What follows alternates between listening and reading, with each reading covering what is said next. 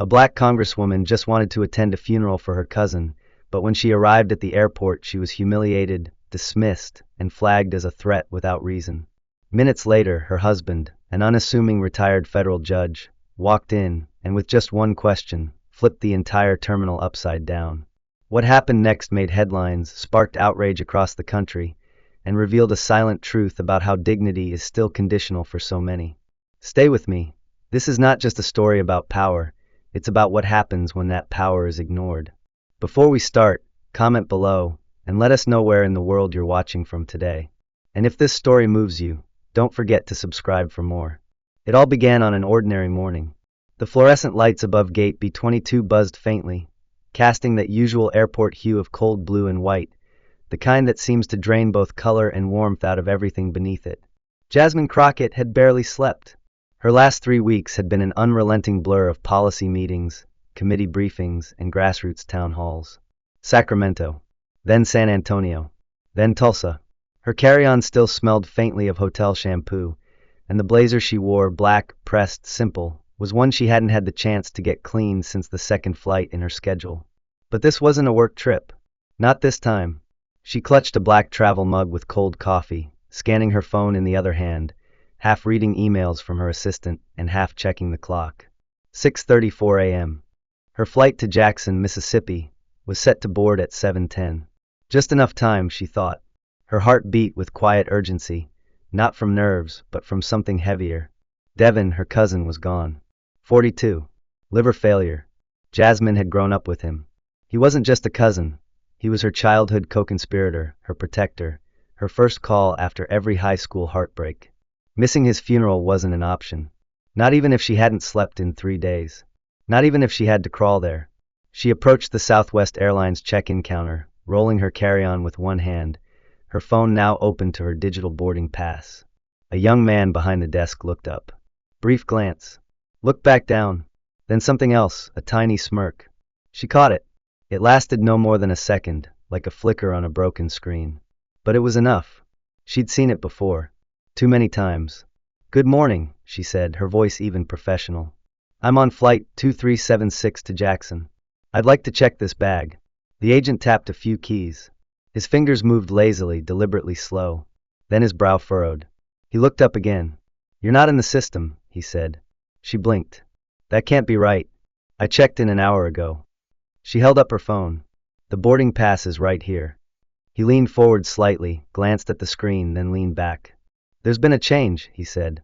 "Your seat's been reassigned. You'll have to wait." "Reassigned to what?" she asked, her tone still calm but firmer now. He didn't answer. Instead, he swiveled slightly and gestured to someone behind the counter. "Hey, can you come take a look at this?" Jasmine felt the shift, the invisible hand pressing down, the atmosphere thickening. 6:43, her stomach tensed. The second employee arrived. A woman, middle-aged, stern-faced. She didn't say hello. Didn't look Jasmine in the eye. "She's flagged for random review," the woman said flatly. "Excuse me? It's routine." "No," Jasmine replied, holding her voice steady. "It's not. I've flown this route 4 times this year. This has never happened." The first agent chimed in again. "Ma'am, if you don't calm down, I'm going to have to ask you to step aside." Jasmine's eyebrows lifted. "Calm down? I'm asking a question." "That's enough," the second agent said. "Please stand over there." Around her, a few passengers had begun to glance up. A couple turned toward the sound. Someone lifted their phone. A whisper behind her. "That's Congresswoman Crockett." Didn't seem to matter. She stepped to the side, slowly, deliberately, like someone walking the edge of a thin cliff. She opened her wallet and pulled out her government ID. It read member of the U.S. House of Representatives. She held it out. "I'm not hiding anything. I'm on official travel." Neither agent made a move to examine the badge.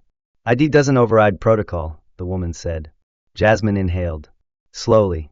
Something wasn't right. This wasn't random. She'd dealt with travel delays. She'd dealt with bureaucracy. But this was personal. Not overt. Not screamed. But that was the thing about power. It didn't have to shout to be felt. "I'll cooperate," she said softly. "But I'd like to speak with a supervisor." The agent turned. "Security, please." It wasn't loud. It wasn't theatrical. But it sliced through the air like a blade. Jasmine hadn't raised her voice. hadn't moved aggressively, hadn't so much as raised a finger.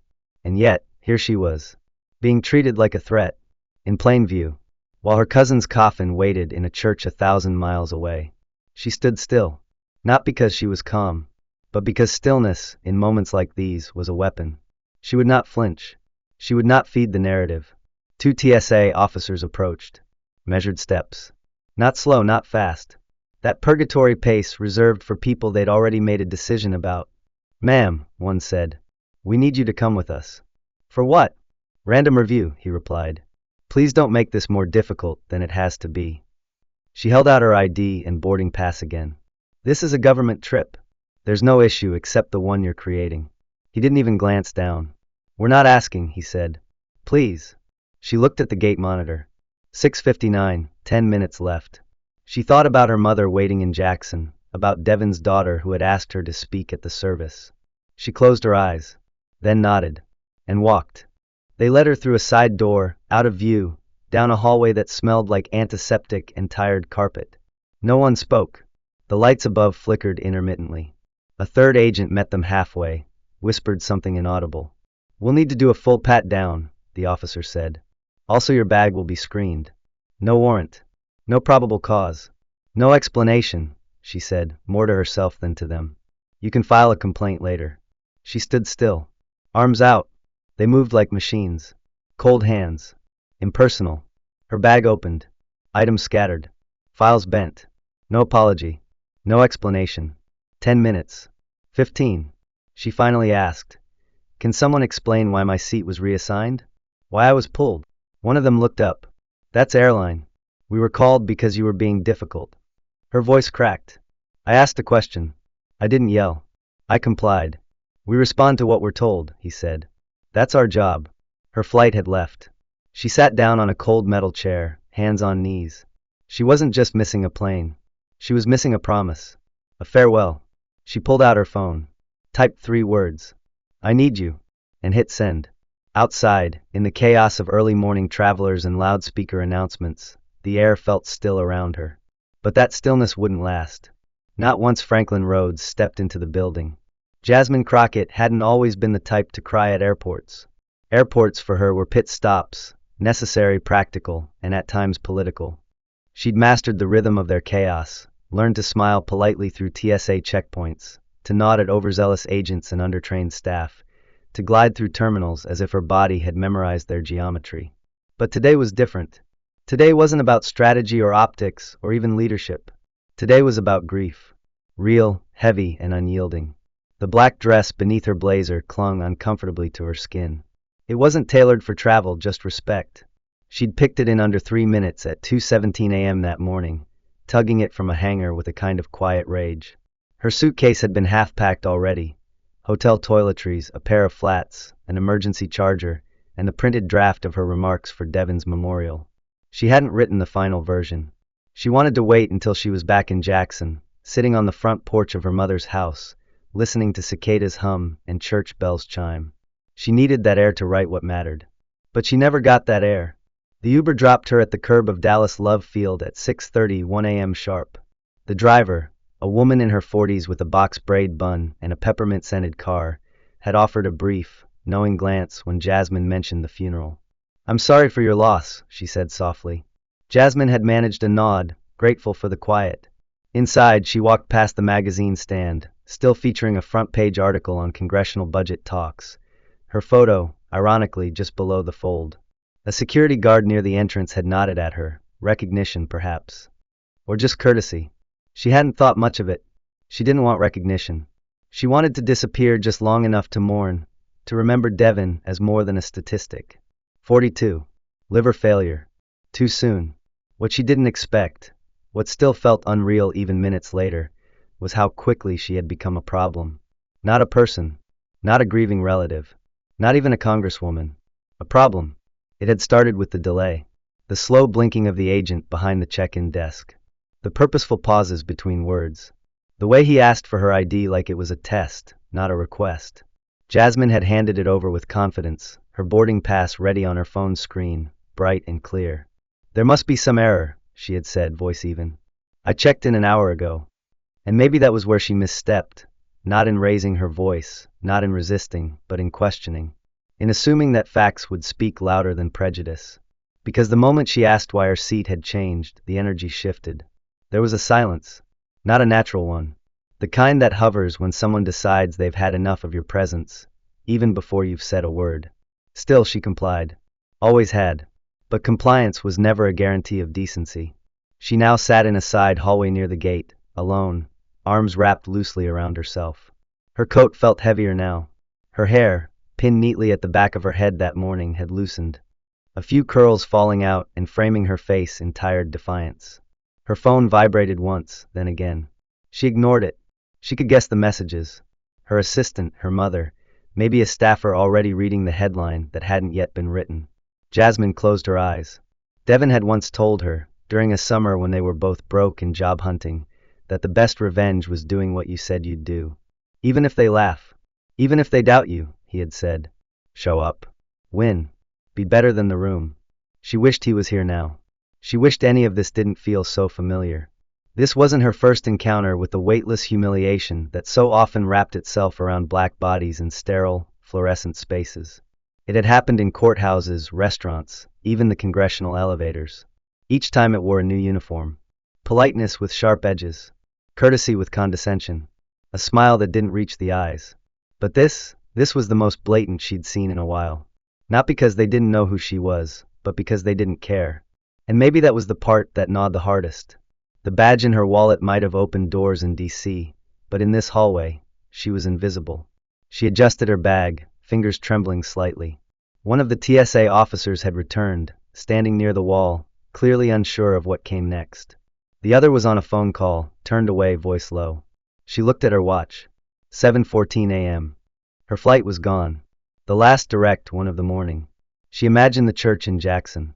The folding chairs, the plastic fans with Bible verses, the smell of pound cake and loss. Her aunt's voice cracking while reading a poem. Her mother pretending not to cry. And Devin's daughter, quiet, wide-eyed, scanning the pews for anti-jazz. She exhaled, long and slow. It didn't help. Her phone buzzed again. Finally, she unlocked it. 3 unread messages from her mother. One from her chief of staff. Just saw your name trending. Are you okay? Then Franklin's reply. I'm on my way. That was all he needed to say.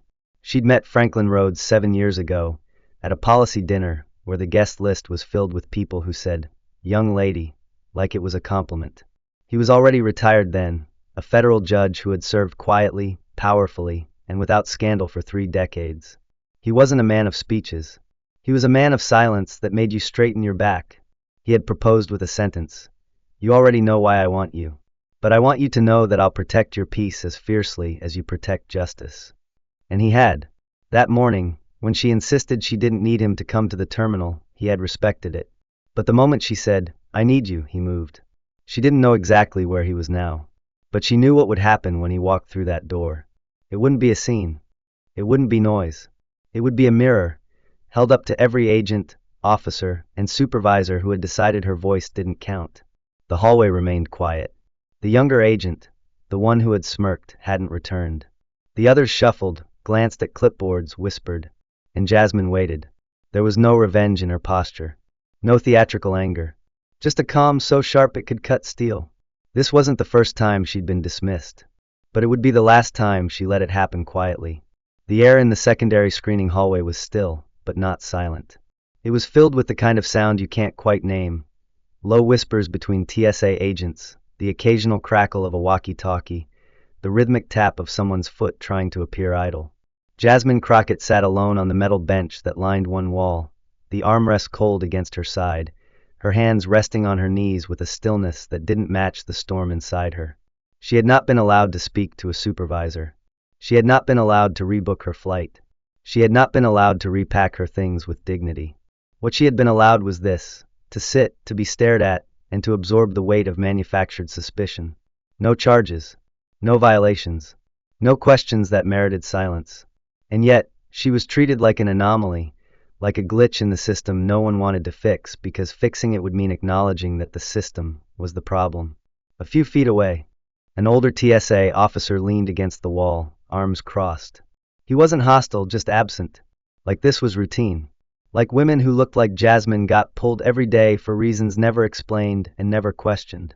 He avoided eye contact with her entirely, as though her presence was an inconvenience he didn't choose but didn't mind perpetuating either. Complicity, Jasmine thought, had many uniforms. Her bag still sat on the inspection table, half-zipped, its contents sloppily stuffed back inside, a spare pair of flats, a slim black folder containing Devon's eulogy in rough form, a half-empty travel bottle of moisturizer, a folded scarf that still held the faint scent of her mother's house. All of it now handled by strangers, opened without care, returned without apology. She had packed that scarf carefully that morning. She hadn't worn it in years. It was her cousin's favorite color, midnight blue with a silver trim. He once told her it made her look like she was made of the sky. She hadn't remembered that until she saw it curled up in her bag, now wrinkled and damp along one edge where someone had dropped a water bottle nearby. Jasmine stood slowly and walked over to the table. No one stopped her. No one spoke. She zipped her bag up herself, quietly smoothing the scarf between two layers of paper to protect it from further damage. It was a small act of reclamation, but one that gave her hands something to do, something to control. Everything else had been taken without a word. The screen above the hallway door still glowed dimly with the flight numbers. Flight 2376 to Jackson had long since departed. She watched as its status flickered from boarding to departed, then vanished from the list entirely, as if it had never existed. As if she had never existed in it. Her stomach tightened, not from hunger.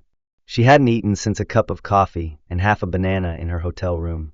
The ache came from deeper, from the place where promises were stored, where intentions waited to become actions. She had made a promise to Devon's mother that she would speak at his funeral, that she would read aloud the letter he wrote to himself on his 40th birthday, that she would look his daughter in the eye and tell her that her father had been a good man, a flawed man, a man who tried.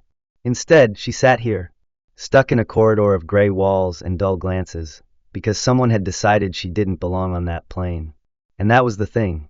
They hadn't said it outright. They never did. But Jasmine knew exactly what they meant when they called her disruptive. When they flagged her for random review. When they leaned just a little too far back in their chairs and smiled just a little too tightly when she asked a question. They were hoping she'd crack, hoping she'd raise her voice, hoping she'd give them an excuse to escalate. But she didn't. She knew that silence wasn't surrender. It was precision. It was protection. The hallway door opened. She looked up reflexively, expecting another agent. But instead, it was someone she didn't recognize, an airline staffer in a different uniform, older, with tired eyes and a clipboard. He scanned the hallway, clearly confused, then muttered something to the guard by the door and left again. Another shuffle in the chain of bureaucracy, Jasmine thought. Another man unaware of the storm building outside this hallway. Her phone buzzed again. This time, she answered. "Hey," came Franklin's voice, calm but clipped. "I'm in the secondary holding hallway," she replied. "Are you okay?" "No," she said plainly. "But I'm safe. I'm almost inside. Security will probably stop you." "They won't." She believed him. When Franklin Rhodes said things, he didn't say them as guesses. He said them like they were already history. She ended the call and sat again. Her shoulders ached. She didn't know if it was from stress or the weight of the blazer she had chosen for its solemnity. Her shoes pinched slightly at the toes. She had worn them only a few times before and never for this long. Funny, she thought, how even grief had a dress code. The seconds passed in fragments. Outside, she could hear movement, a shift in tone, the thrum of voices layered with rising confusion. Someone mentioned her name. Then again. Then the sound of someone walking with purpose. The kind of purpose that made space where there had been none. That shifted energy simply by entering. Then the hallway door opened once more. Franklin didn't rush. He never did. He moved with the deliberate pace of someone who had never needed to prove his power, only remind others of it. He wore a dark gray overcoat, black slacks, a maroon scarf she had bought him last Christmas. His eyes swept the hallway and landed on her. "Are you all right?" he asked, quiet and firm. She nodded once. "Alive for now." She would be. He turned to the officers. "Who's in charge here?" he asked. The older agent blinked. "Sir, may I ask?" "I'm Franklin Rhodes," he said. "Retired federal judge, Ninth Circuit." "Who is in charge?" The air shifted. The silence that followed wasn't empty. It was dense, packed with the sudden realization that this, whatever this was about to go far beyond a gate reassignment. The hallway wasn't just a hallway anymore. It had become a courtroom, and Franklin was no longer a visitor. He was the judge. Jasmine's breath caught the moment Franklin entered the room, not because she didn't expect him, but because of the way everything else seemed to stop moving when he did. She had always admired that about him, his ability to shift a room without raising his voice, to reroute the entire flow of an institution just by standing still. It wasn't just presence, it was gravity. The kind people didn't expect until it pulled everything out of orbit. But in this sterile hallway, where humiliation still clung to the air like cigarette smoke, even Franklin's entrance couldn't undo what had already been done. Jasmine sat on the bench, her bag at her side, arms wrapped around her middle like a shield. She didn't stand right away. Part of her was too tired. Another part knew the power of staying seated. Franklin's gaze swept the room. Not with anger, not even with judgment, just precise, quiet calculation. One officer leaned off the wall and tried to speak. "Sir, there's protocol." "I'm not here to challenge protocol," Franklin said calmly, walking toward Jasmine without breaking stride. "I'm here because my wife was removed from a flight without cause, delayed without reason, and detained without explanation. Now someone needs to explain it." Jasmine stood slowly. Her knees protested, but she moved with the deliberate poise of someone who had already lost something more important than her patience. "They said I was disruptive," she said, her voice low but clear. "I asked about a seat reassignment, showed them my ID, then they called security. I never raised my voice." "Did they document any threat?" Franklin asked, not taking his eyes off the nearest TSA officer. "No," she said. "Any verbal aggression?" "No." "Was she given a formal reason for being pulled?" Franklin turned to the agents. "Anyone?" They shifted uncomfortably. The older officer tried again. "Sir, we were called by airline staff. They said she was not cooperating." Franklin stepped forward, only slightly, but it was enough. "Did anyone verify that statement before initiating a secondary search?" No one answered. Jasmine watched the hesitation flicker across their faces. How quickly authority collapsed when faced with accountability. Not rage. Not threats. Just the unflinching demand for clarity. The door at the far end of the hallway opened, and a new figure entered. A supervisor with a lanyard and a walkie-talkie clipped to his belt, looking like he'd been dragged from a half-eaten breakfast. "Judge Rhodes," the man began, already slightly out of breath. "We were just made aware of the situation. We're reviewing everything and—" "No," Franklin interrupted. "You're reacting. There's a difference." The man flinched, then tried again. "We can offer to rebook her, first class, on the next flight out." "She doesn't need a seat," Franklin replied sharply. "She needed dignity. You can't upgrade that."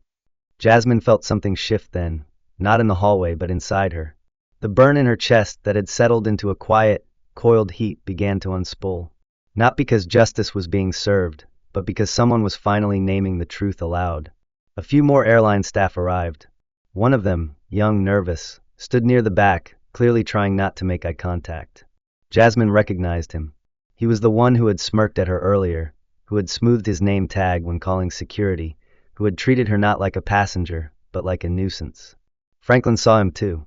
"You," he said, voice still level. "Why was security called?" The young man swallowed hard. She wouldn't stand down. "She asked about her boarding pass." "Yes, but—" "Did she shout?" "No." "Threaten you?" "No." Franklin took a step closer. "Then you understand that what you did constitutes targeted escalation. That you initiated a security response without provocation. That you ignored a federal ID and detained an elected official without probable cause." The young man's mouth opened, but no sound came. His face had gone pale. "I didn't know who she was," he said quietly. "It shouldn't matter," Franklin replied. There was a stillness now, dense and unnerving. One of the passengers who had witnessed the earlier exchange outside the gate passed by the hallway and pulled out their phone again. A second followed. Word was spreading. The silent shame of public scrutiny had arrived, not just from within, but from the watching world. The airline supervisor rubbed his temple. "We're doing everything we can." "No," Jasmine said finally, her voice cutting clean through the room. "You're doing everything you can to make it go away." The man froze. "You're not sorry I missed my flight. You're sorry someone powerful saw you do it," she said. "But what about the people you've done this to who didn't have someone waiting at the door?" A pause. No one spoke. "What about the mother trying to get to her child's surgery?" she continued. "The soldier returning home? The teacher flying to bury her father? What did you offer them?" No answer. Franklin turned to the TSA supervisor. We want the name of the person who made the call to remove her from the flight. That's a personnel matter, the man said automatically. So is discrimination, Franklin replied. Start treating it like one. Behind them, the hallway was no longer isolated. More staff had gathered. More phones were up. The atmosphere had changed entirely. This wasn't an incident anymore. It was a reckoning. Jasmine didn't move. She stood calmly, arms relaxed at her sides, her voice now echoing with something deeper than outrage, conviction. This wasn't a misunderstanding, she said. It was judgment, dressed up as policy. The young agent, Cullen, his name tag said, finally spoke again, barely above a whisper. I didn't think it would go this far. You thought I'd get quiet, Jasmine replied. You thought I'd go away. Franklin looked down at his watch. You've cost her a funeral, he said, his voice lower now. That can't be undone. But you will issue a public apology, not just to her, but to everyone this has happened to.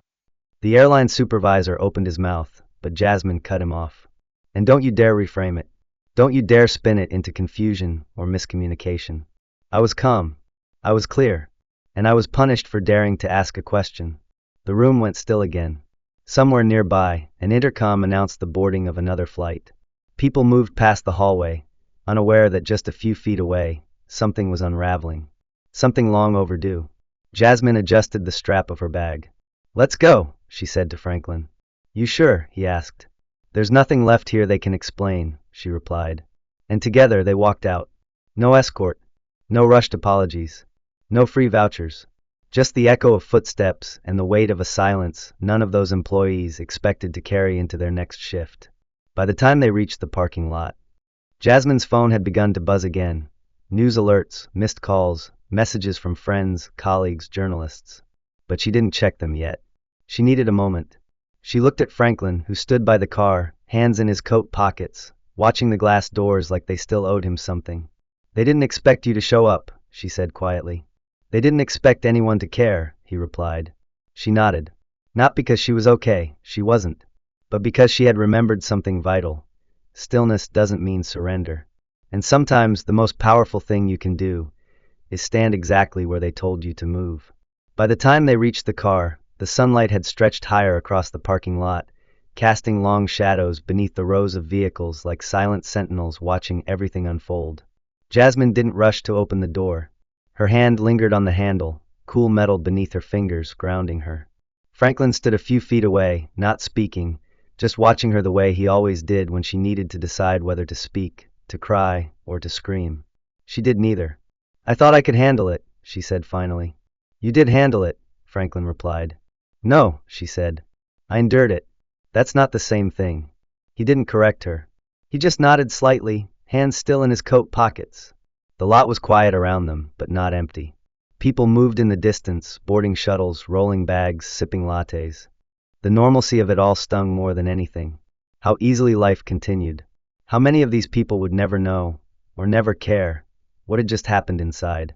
Jasmine finally opened the car door and slid inside. She didn't cry. Not yet. Instead, she leaned her head back against the seat and closed her eyes. The smell of leather and the faint trace of Franklin's cologne reminded her she was safe now, but it didn't erase the feeling she'd been carrying since the moment she stepped into that terminal. Franklin got in beside her, pulling the seatbelt across his chest with the slow movements of someone who knew time couldn't rush healing. Your phone's going to blow up today, he said. It already has, she replied, turning it face down on her lap. Do you want me to drive? No, she said. I need to move. Sitting makes it worse. Franklin nodded again, quietly shifting the car into gear and pulling out of the lot. The silence between them wasn't awkward. It never had been. Their marriage had been built on shared space, not filled with constant noise, but with understanding. Jasmine had once told him she didn't need him to rescue her, just to believe her. And he had done both, always.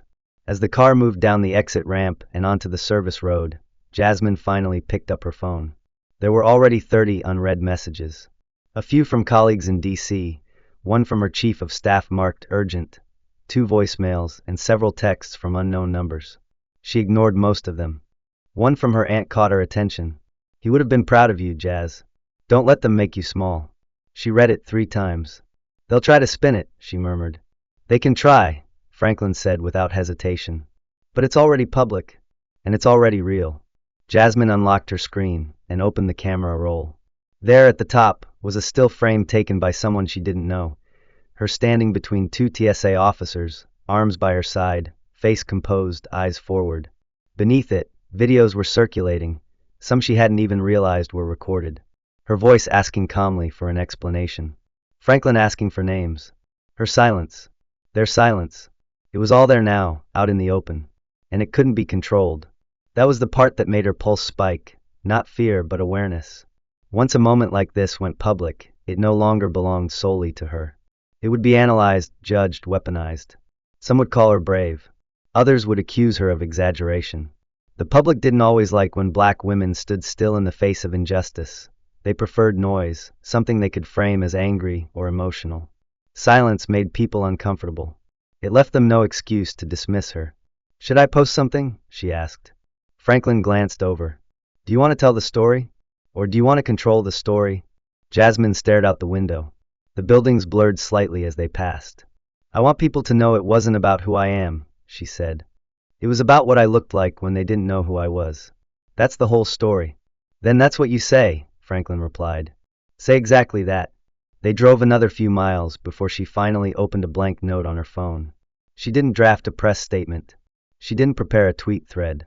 Instead, she wrote a letter, one that would eventually be published by multiple outlets. But for now, it was just between her and the empty space waiting to be filled. She started simply. "This didn't happen because I'm a congresswoman. It happened because I'm not always recognized as one.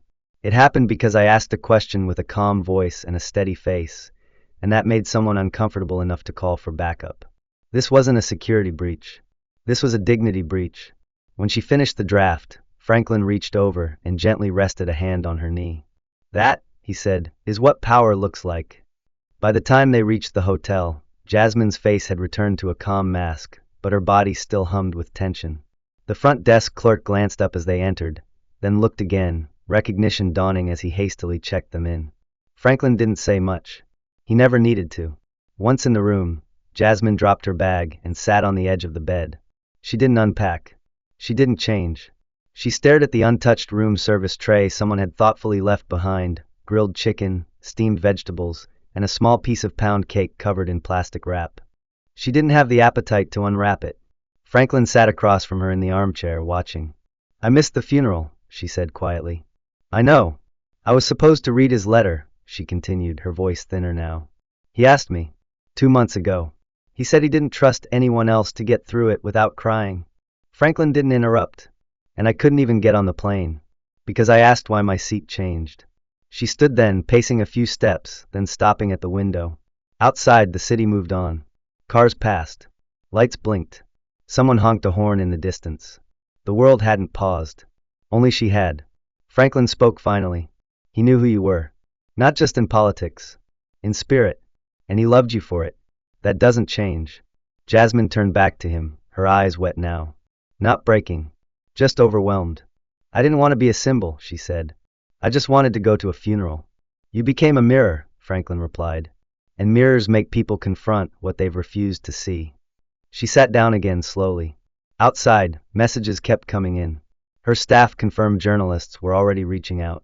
Someone had started a hashtag. A national news network was running a segment that night. It was no longer an incident. It was a story. And it wasn't hers alone anymore. She leaned back against the pillows, eyes closed. "It'll get loud now," she said. Franklin nodded. "Let them shout. You already said what needed to be said, without raising your voice." And for the first time that day, Jasmine let the silence stay. Not because she had nothing left to say, but because some truths didn't need repetition to echo. The next morning brought a strange kind of quiet to Jasmine's hotel room. Not peace, no, not that, but a stillness that hovered just above her shoulders like a fog. The kind that settles after a storm, but before the damage is fully tallied. Her body ached from the tension of the day before, though she hadn't moved much. Trauma had a weight to it. It was muscle memory, your cells storing things you hadn't even processed yet. She hadn't slept much. She hadn't cried either. Instead, she'd sat by the window long after Franklin had gone to bed, watching the city of Jackson stretch and exhale beneath the flickering streetlights. Every now and then, a new message would flash on her phone. Some were from fellow lawmakers. Others from strangers. A woman from Detroit who worked as a nurse and wrote, "They did this to me too. I didn't have a badge. Just a question. They made me feel like a criminal." A man from Kansas City. "My dad missed his treatment. They said it was protocol." And over again, this single refrain beneath it all. "Thank you for not staying quiet." But Jasmine hadn't been loud. That was the part that twisted inside her. She hadn't shouted, hadn't raged, hadn't demanded a camera crew or viral sympathy. She had stood there, and that had been enough to unsettle an entire chain of command. She was tired of it being enough. Of the bar being so low that simply asking for respect felt revolutionary. Franklin stirred just after 7 a.m., walking quietly into the living room area with the same steady presence he always carried. He wore a simple black pullover, his scarf now draped over the back of the chair. Jasmine handed him a cup of coffee wordlessly. "You're already up?" he asked. "Didn't really sleep," she replied. "You want to talk about it?" "Not yet," she said. "But I'm close." Franklin sat down, crossing one leg over the other, and took a sip. "They're going to ask for interviews," he said after a moment. "Morning shows, evening panels, probably someone at the Times already drafting a Sunday feature." "I know," she replied, "but I don't want to become a headline." "Not like that. Then tell the story before they do." Jasmine thought about that. About what it meant to own the narrative, not just respond to it. She pulled her phone out and opened her notes app again, scrolling back to the draft she'd started in the car. It still felt right. Raw. But right. Before she could add more, her phone buzzed again, this time from her chief of staff. The message was brief. Southwest Airlines just released a statement. Jasmine clicked the link and read it silently. "We regret the incident involving Congresswoman Jasmine Crockett and are reviewing our procedures to ensure all customers are treated with respect and professionalism." No names. No ownership. No apology. Franklin looked at her expression and raised an eyebrow. "They said the bare minimum," she said, handing him the phone. "It's a damage control template, probably edited by legal. They're not sorry. They're strategic."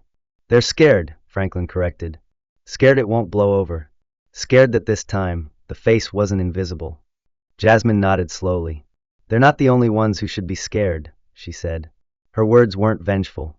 They were clear, measured, and heavy with the weight of someone who had carried 1,000 silent moments just like this one, and had finally reached her limit.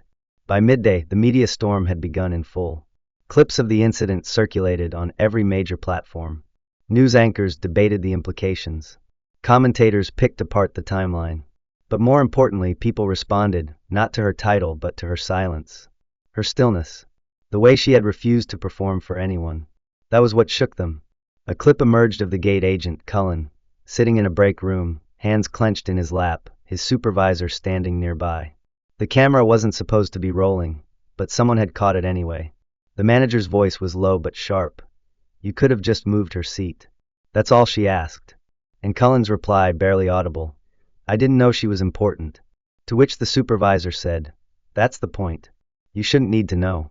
It was a brief moment, a sliver of unscripted truth, and it went more viral than any polished press statement could have hoped. Because it hit something in people. Something ugly and familiar. The idea that human decency was being handed out based on perceived importance, not humanity. That evening, Jasmine sat again by the window, scrolling through the footage, the comments, the articles. She didn't feel vindicated. She felt tired. But underneath that, something else. Something that felt like resolve. She opened a new email draft and began to write. To her staff, "At our next town hall, we don't open with policy. We open with a story. Not mine. Everyone's. What happened at Gate 22B wasn't an isolated event. It was a mirror. And we need to decide what kind of country we see when we look into it." She hit send. Franklin came to stand behind her, reading over her shoulder. "You're sure about this?" he asked. "I'm not trying to be a symbol," she said. "But if my silence is going to be loud, then I want to make sure it says something worth hearing." He smiled slightly. "Then say it in your own voice," he said. "Not theirs." Later that night, Jasmine opened her laptop and started typing the final draft of her open letter. It was no longer just a response. It was a declaration, a reframing of everything that had been taken from her and given back not by apology, but by attention. She wrote, "This isn't about me missing a flight. It's about how quickly someone can be turned into a threat for simply existing in the wrong way. For asking a question. For not shrinking. It's about how systems still punish people not for what they do, but for who they are when they don't apologize for it. It's about the fact that I had to show a federal ID just to be treated like a human. And even then, it didn't matter until someone else validated my existence. And it's about the people who never get that validation, who don't have a title, who don't have a camera, who just sit there, swallowing their pride so they can make it to work, to a funeral, to a life. Dignity should never be conditional. She paused, breathing deeply, then typed the last line. Respect isn't something you earn through recognition. It's something everyone deserves by default. The letter would be published the next day in newspapers across the country. It would be read aloud in classrooms, in churches, in community centers. It would be passed from hand to hand, not because it was eloquent, but because it was honest. And people had been waiting a long time to see honesty dressed in power, not politics. Jasmine closed the laptop. I don't know if they'll learn from this, she said to Franklin. He walked over, kissed her forehead gently. Maybe not, he said, but someone else will. And for the first time in 2 days, Jasmine let herself exhale, not because the fight was over, but because the silence had finally broken. 3 days after the incident at Dallas Love Field, Jasmine Crockett walked into the Capitol wearing a dark green suit, her curls pulled tightly into a bun, her back straight, her expression composed. On the surface, she looked no different from any other day she arrived for session. But inside, something had shifted. The weight she carried was no longer just from the files in her hand or the expectations of her office. It was from the echoes, those viral, unshakable echoes of what happened at Gate 22B. And more importantly, from the wave of voices that had risen in its aftermath. The hallway to her office was lined with staffers, journalists, and interns pretending not to look while they absolutely were. Some nodded, some smiled faintly. A few just lowered their gazes in awkward silence, unsure how to approach someone who had recently become a national headline for simply standing still. Her office door was already open when she arrived. Talia, a young intern from Kansas who'd only started 2 weeks ago, jumped up from her desk with a nervous energy Jasmine recognized instantly, youthful urgency wrapped in reverence. She held a stack of printouts and a tablet. We've got 15 new speaking requests this morning, Talia said. 4 from universities, 2 civil rights orgs, and this just came in, Oprah's team called. They said no pressure, but they'd like a response today. Jasmine gave a half smile, setting her bag down. Tell Oprah thank you, and that I'll get back to her once I catch my breath. Talia blinked, caught between awe and amusement. Yes, ma'am. Jasmine appreciated the enthusiasm, but she wasn't ready to be the poster child for dignity. She wasn't angry at the attention, some of it, at least, felt long overdue, but she also didn't want her experience packaged into a neat, palatable TED Talk. She wasn't a moral lesson.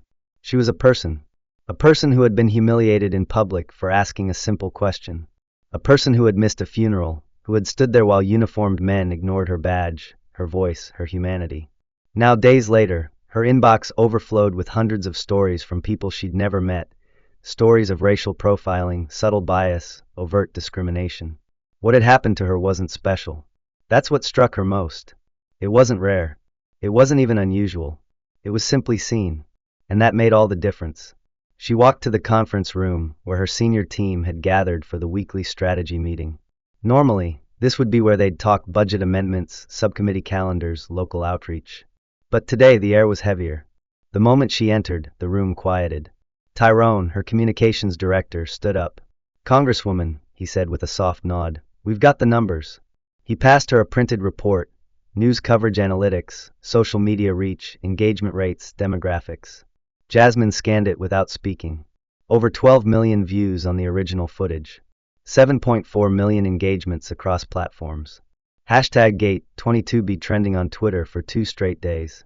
National news coverage on 4 networks. The airline's revised apology had already been dissected and criticized. Public trust in airport authority protocols, down 14% in a Snap poll. What about constituent response? She asked. Through the roof, Tyrone said. And not just from Texas.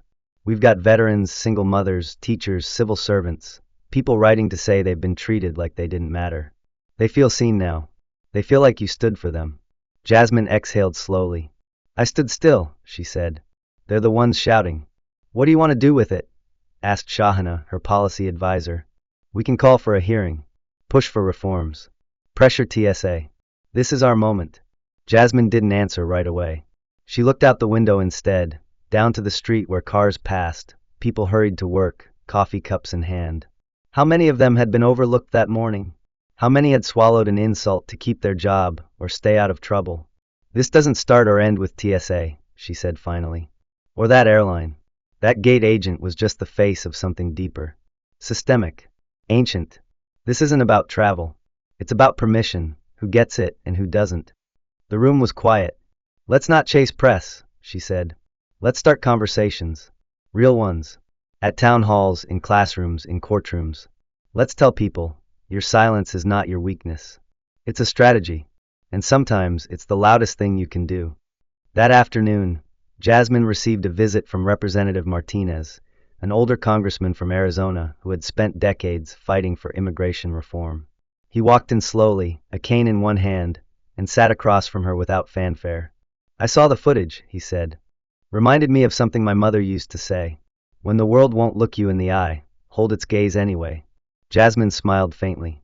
Your mother sounds wise. She was undocumented for 10 years, he said. Taught me that power isn't always volume. Sometimes it's persistence. They talked for 20 minutes, about visibility, policy, pain. He left her with a quiet nod and a reminder. Don't let them make you a story. Make them remember the lesson. That evening, Jasmine declined all media requests again.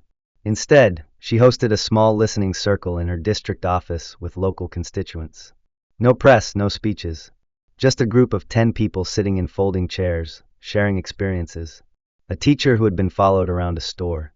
A young black man who had been handcuffed outside his college dorm. A grandmother who had once been removed from a flight because a child cried near her. Each story braided into the next, a tapestry of small indignities that, together, became too heavy to ignore. Jasmine didn't speak much that night.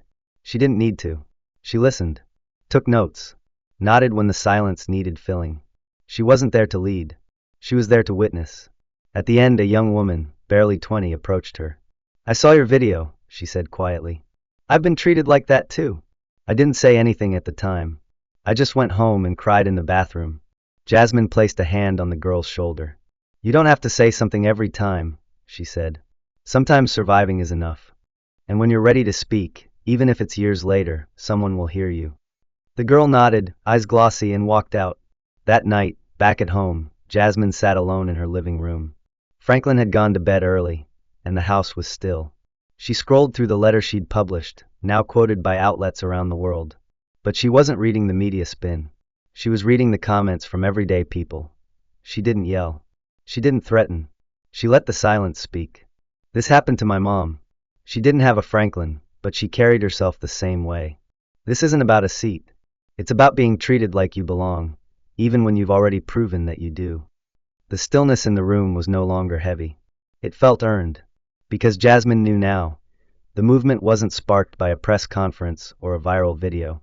It was sparked by the collective memory of every person who had ever been made to feel small in a place they had every right to stand tall. And it wasn't just about Gate 22B anymore. It was about every hallway, every waiting room, every check-in desk where power had been wielded like a weapon instead of a responsibility. Jasmine put her phone down. She wasn't finished. Not even close. A week after the incident, Jasmine Crockett sat alone on a bench just outside Union Station in Washington, D.C. It was mid-morning, and the city pulsed with the rhythm of ambition. Footsteps pounding sidewalks, horns bleating at impatient intervals. People weaving through one another like waves in a current. Everyone was going somewhere. Everyone, it seemed, had a place to be. Jasmine had just come from a round table with civil rights interns, eager young minds full of questions, ideas, and hunger for change. But now, she just needed a moment to breathe. The cherry blossoms had faded, the petals scattered across the sidewalks like forgotten confetti from a celebration no one remembered. The bench beneath her was warm from the sun, the wood creaking softly when she shifted. She had deliberately chosen this spot, slightly off to the side, facing the bustle without being swallowed by it. She unlocked her phone, not to check headlines, but to scroll through her photos. She paused on one of Devin. It was taken 2 years ago, the two of them at a barbecue, both laughing with their heads tilted back, mouths open. He wore his favorite t-shirt, Protect Black Joy. The phrase stung now. It felt like a protest. It felt like a dare. She hadn't made it to his funeral. No speech, no reading of his letter. Her aunt had sent photos of the service, flowers, folded hands, the choir in white robes. One picture showed Devin's daughter holding Jasmine's scarf, the midnight blue one with silver trim, wrapped around her shoulders. That was when the tears had finally come. Quiet, but unstoppable. Today, she wasn't here to cry. She was here to think. To make sense of what came next. She didn't want to become a cautionary tale or a heroic soundbite. She didn't want to be plastered across headlines as Congresswoman confronts racism at airport, as if it were a single event, an isolated anomaly. It wasn't. That's what had haunted her most in the days since. The number of people, hundreds, maybe thousands, who had messaged her with their own stories. Teachers, nurses, veterans, teenagers, elderly travelers, all of them describing the same dismissal, the same shaming, the same ache of invisibility. And the phrase that came up again and again was, "It made me feel like I didn't matter." That was it. That was the thing none of the official statements had addressed. Not the airline's canned apology. Not the TSA's robotic acknowledgement. Not the media's saturation. They had all missed the truth that pulsed beneath every moment at Gate 22B. That the real wound wasn't logistical, it was existential. Jasmine turned slightly as someone approached. A young woman, maybe 19 or 20, wearing a bright yellow backpack and wide, nervous eyes. She hovered, uncertain. "Excuse me," she said softly. "Are you?" Jasmine smiled gently. "Yes, I am." The girl exhaled in relief. "Sorry. I didn't want to bother you. I saw the video. I read your letter." Jasmine gestured to the empty space beside her. "Sit." The girl hesitated, then obeyed. "My name's Talia," she said. "I'm interning on a housing equity initiative this summer." "Good for you," Jasmine said. "I wanted to say thank you," Talia added. "That moment, the way you didn't yell, the way you didn't shrink, it stayed with me. Because I've been there. Not the exact situation, but that same feeling. Like I was too loud without speaking." Jasmine looked at her. "You're not too loud. You're visible. That's different. And for some people, that's threatening." "I didn't know how to respond when it happened to me," Talia continued. "I was 16. A teacher accused me of plagiarizing a paper because she said it sounded too advanced. I didn't fight. I didn't cry. I just sat there. And she looked at me like I had failed some invisible test." Jasmine nodded slowly. "Sometimes, the world expects you to perform a reaction so it can justify its treatment of you. But when you don't perform, when you just exist, it unnerves them." They sat in silence for a moment. Talia asked, "Do you think they'll change? The people who did that to you?" Jasmine took a breath. "Maybe. But it's not about them anymore. It's about the people who saw it, who recognized it, who remembered a moment when they were made to feel small, and finally understood it wasn't their fault." She thought back to something Franklin had said the night they came home. "Real power is when you know who you are, and no one can take that from you, even if they try." It had stuck with her. Not just because it sounded good, but because it explained why she hadn't screamed, hadn't crumbled. She had learned to carry herself with an armor made not of titles or accolades, but of truth. And truth, unlike reputation, didn't need validation. Jasmine's phone buzzed again. A text from her team. Town hall scheduled for Thursday. Full house expected. She smiled faintly. The plan wasn't to stand at a podium and recount every second of what happened at Gate 22B. The plan was to tell a different story. One about belonging. About the quiet terror of being ignored. About the ways we shrink ourselves just to get through a day without confrontation. Because the real lesson wasn't about shame. It was about awareness. And Jasmine knew, if she wanted the world to change, she had to start with reflection, not retribution. She stood up from the bench, and Talia followed. "Thank you again," the girl said. "Keep showing up," Jasmine replied. "Even when they make you feel like you don't belong. That's how we change the room." As she walked back toward the station, she noticed a group of tourists laughing loudly near the fountain. A child chasing pigeons. A street performer playing saxophone near the corner. The world was still moving, still beautiful in its chaos. And for the first time in days, Jasmine didn't feel like she was chasing it. She was part of it. Fully, unapologetically part of it. And whatever came next, hearings, interviews, legislation, resistance, she would meet it not as a victim, not even as a congresswoman, but as a woman who had finally remembered that dignity was not something you earned. It was something you carried. And she wasn't putting it down again.